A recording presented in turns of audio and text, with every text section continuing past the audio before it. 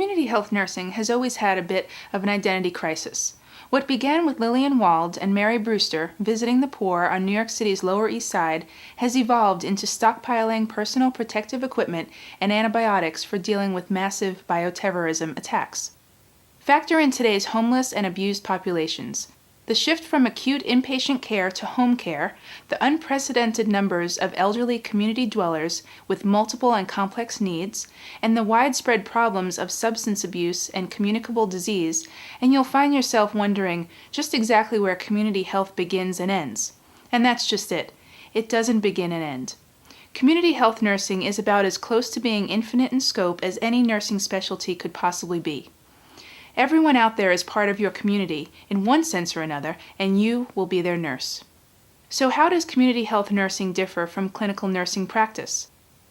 One difference is that community health nursing focuses on groups of people or communities, as well as individual clients within these groups, while clinical nursing practice focuses just on individual clients. Also, community health nursing focuses on wellness and disease prevention for groups of people, while clinical nursing practice focuses on diagnosing and treating illness and injury. Community health nurses typically practice in community, not institutional settings, although those boundaries are less distinct than they once were.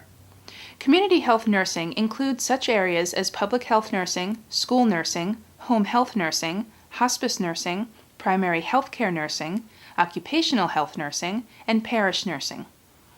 Public health nursing is now considered a subspecialty of community health nursing. Public health nurses are specialists and may have graduate or doctorate degrees. They include directors of nursing or administrators of health departments. 3 core public health functions have been identified: assessment, policy development, and assurance. Assessment is the collection, analysis, and dissemination of information about the health and health-relevant aspects of a community. Policy development focuses on the need to provide leadership that helps citizens develop skills in bringing about change in public policies that support the health of the community. Finally, assurance is making essential community-oriented health services available with a workforce proficient enough and large enough to provide this health care within communities. The American Nurse Association, or ANA, Standards of Community Health Nursing Practice offer standards for community health nurses in providing minimum as well as high-quality care.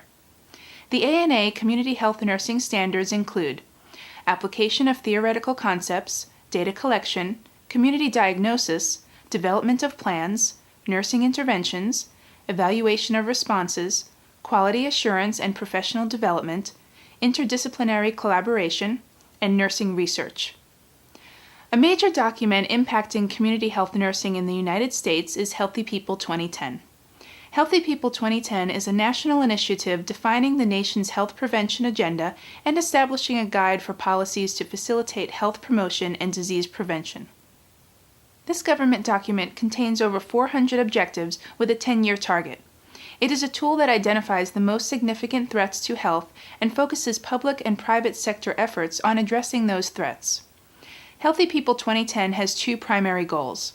The first is to increase the quality and the years of healthy life. The second goal is to eliminate health disparities. This is especially important due to the major population shifts that are redefining our cultural and socioeconomic mix. Focus areas are identified in Healthy People 2010, including diabetes, HIV, oral health, and tobacco use.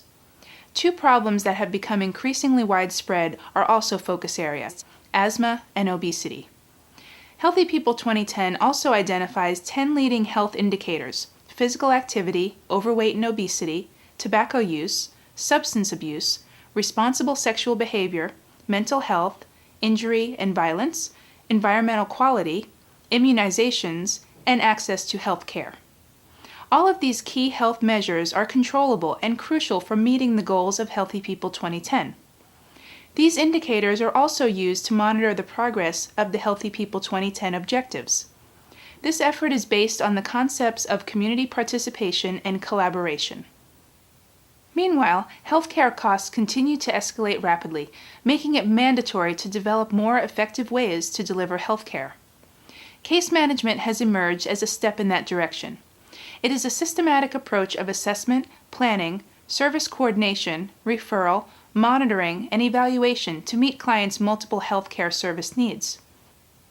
Case management is recognized as an important strategy for managing client care effectively and efficiently. Case managers coordinate services and resources for clients and their families, negotiating, procuring, and arranging for services and resources they need, working towards positive quality, clinical, and cost outcomes, and creating a network of disciplines to address identified needs. Some organizations use case management for all their clients, while others focus case management on clients who have especially complex health issues, including physical, psychological, emotional, social, economic, environmental, and spiritual needs.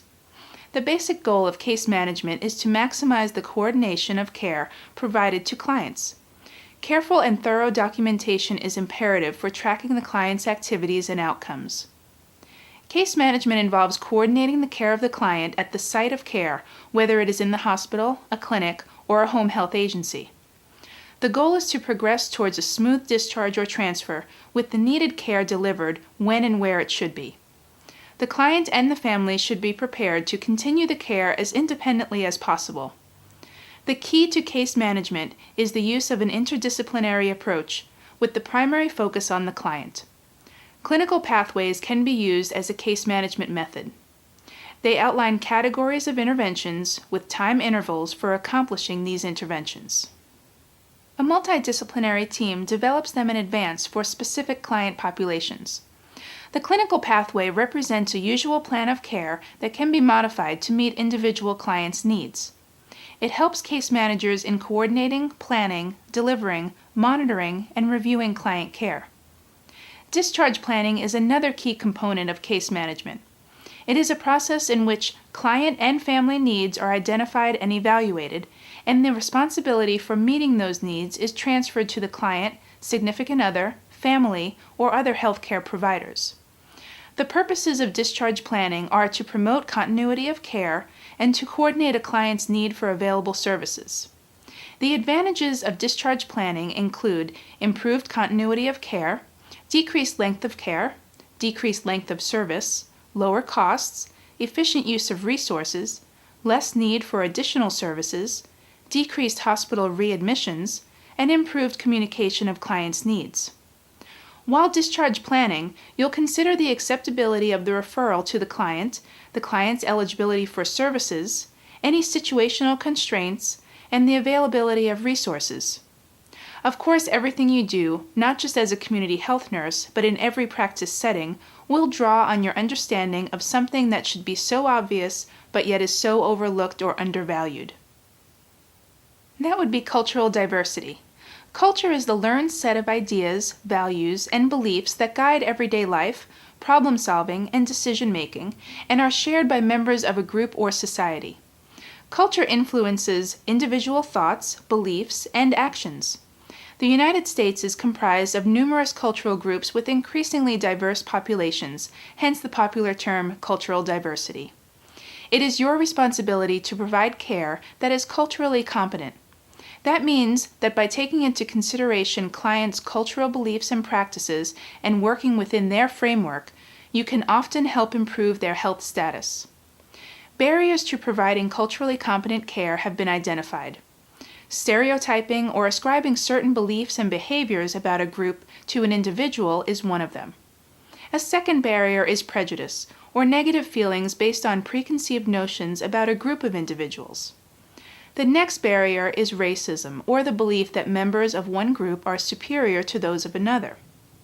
Another barrier is ethnocentrism, the belief that one's own culture is superior. Cultural imposition, or imposing one's own values on others, can negate cultural competence. Cultural conflict, or a perceived threat based on a misunderstanding between culturally different